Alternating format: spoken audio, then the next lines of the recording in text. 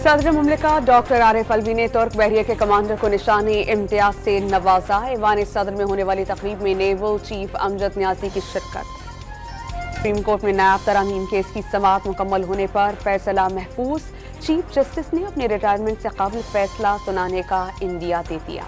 निगरान वज़ीर आज़म अनवारुल हक काकड़ ने पीटीआई पर इलेक्शन में पाबंदी का तासुर मुस्तरद कर दिया और वाज़ेह किया कि पीटीआई समेत कोई भी जमात इलेक्शन में हिस्सा ले सकती है। पुरतशद्दुद सरगर्मियां हरगिज़ बर्दाश्त नहीं की जाएंगी। निगरान वफाकी वज़ीर दाखिला सरफराज मुफ्ती ने नेशनल एक्शन प्लान पर अमल दरामद के लिए आइंदा हफ्ते इजलास तलब कर दिया। इस्लामाबाद हाई कोर्ट ने परवेज इलाही को फौरी रिहा करने का हुक्म दे दिया।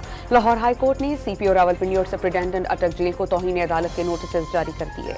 अमरीकी सफीर डोनाल्ड ब्लूम की निगरान वज़ीर आला पंजाब मोहसिन नकवी से मुलाकात। इंसानी हकूक, जमहूरी और मजहबी आज़ादियों के तहफ़्फ़ुज़ से मुतालिक बातचीत की गई। पीपल्स पार्टी सिंध में 3 बार हुकूमत कर चुकी। सूबे में अगली हुकूमत MKM और GDA बनाएंगे।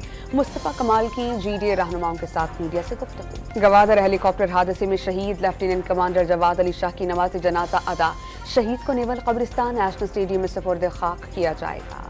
ओपन मार्केट में 9 रुपए सस्ता होने के बाद 324 रुपए का हो गया डॉलर। इंटरबैंक में डॉलर 1 रुपए 10 पैसे महंगा होकर 307 रुपए का हो गया। और ACC और PCB का एशिया कप सुपर 4 मरहले के मैचेस के वेन्यू पर डेडलॉक बरकरार।